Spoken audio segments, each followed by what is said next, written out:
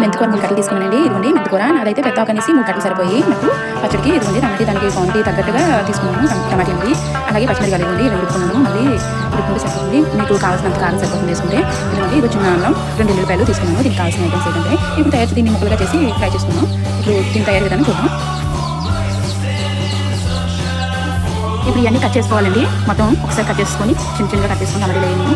ఇప్పుడు మనం వేపిస్తున్నాం. ఇవన్నీ కట్ చేసుకొని చిన్నగా నేను కట్ చేసుకున్నాను. మెంతికూర అలాగే ఇదిగోండి టమాటీలు కూడా ఇలా కట్ చేసుకున్నాను. ఇదిగోండి అల్లం కూడా నేను కట్ చేసుకున్నాను. ఎల్లిపాయలు కూడా నేను తీస్తాను.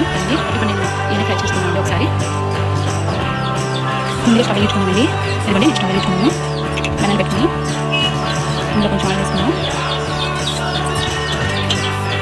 ఆయిల్ వేసుకున్నాను. కొంచెం ఆయిల్ వేడాక కొంచెం పచ్చిమిరపకాయలు వేసుకున్నాండి. మనం కట్ చేసుకుంటున్నాము. పచ్చిమిరపకాయలు మనం ముందుగా ఫ్రై చేసుకున్నాం. పచ్చిమిరపకాయలు ఫ్రై అయ్యాక చూడండి పచ్చిమిరపకాయలు ఫ్రై అయింది. ఫ్రై అయితే చాలు అక్కడ వేసుకున్నాం. మనం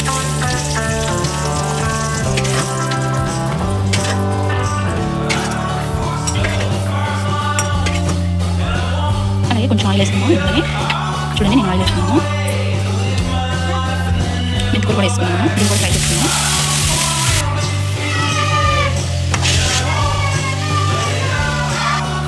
చూడండి మెంతికూర కూడా ఫ్రై అయిపోయింది.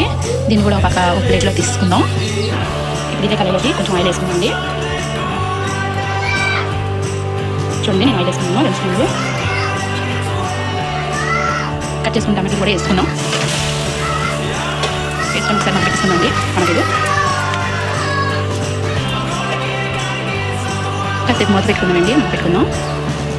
మగ్గిందో లేదో ఒకసారి చూద్దామండి. మూత తీసి చూడండి మగ్గిపోయింది. ఎలా మగ్గిపోయిందో టమాటా అండి. చూడండి మగ్గింది. అలాగే ఇందులో కొంచెం జీలకర్ర వేసుకున్నాం.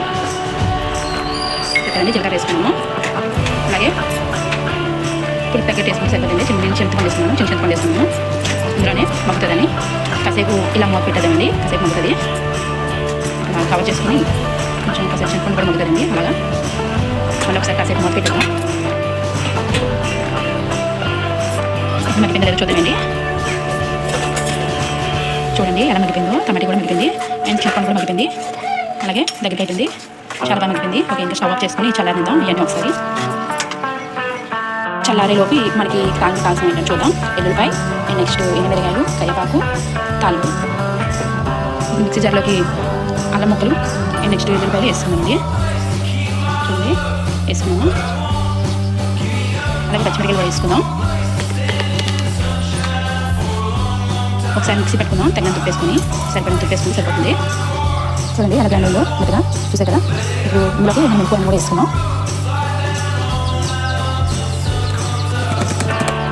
మెంతికూర వేసుకున్నాం. ఇప్పుడు కాసేపు దీన్ని గ్రైండ్ చేసుకున్నాం. చూడండి మెత్తగా గ్రైండ్ అయిపోయింది మెంతికూర కూడా. చూడండి అలా మెత్తగా అయిపోయిందో ఇలా ఆడుకుంటే సరిపోతుంది. ఇప్పుడు ఇందులోకి టమాటా కూడా మనం వేసి గ్రైండ్ చేసుకున్నాం. చెప్పండి మనకి టమాటా అన్నీ వేసుకున్నాం. ఇది కదా చింపండి. ఒకసారి మిక్స్ చేసుకున్నాండి. మొత్తం కలిపి ఒకసారి చూడండి చాలా మెత్తగా మిక్స్ అయింది. ఇప్పుడు దీన్ని ఒక గిన్నెలో తీసుకున్నాం. పచ్చడి చాలా టేస్ట్గా ఉంటుందండి. అట్లది కానీ చాలా రైస్ ఉంది కానీ చాలా బాగుంటుంది. పచ్చడి చూడండి చాలా మెత్తగా బాగుంది. ఇలా ఉంటే సరిపోతుంది. దీనికి తాళి పెట్టేసుకోవచ్చు. ఒక ప్లేట్లో తీసుకోవాలి.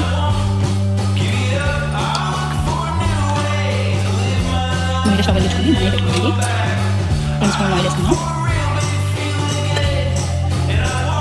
ఆయిల్ సరిపోతుంది కాబట్టి ఇంకొక స్పూన్ వేస్తున్నానండి. చూడండి 3 స్పూన్లు ఆయిల్ వేస్తున్నాను. ఆయిల్ వేడాక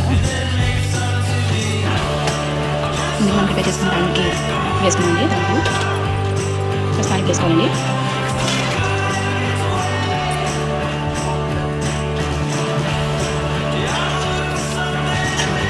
అలాగే ఎల్లుల్లిపాయలు కూడా వేసుకున్నాం. ఎండుమిరపకాయలు,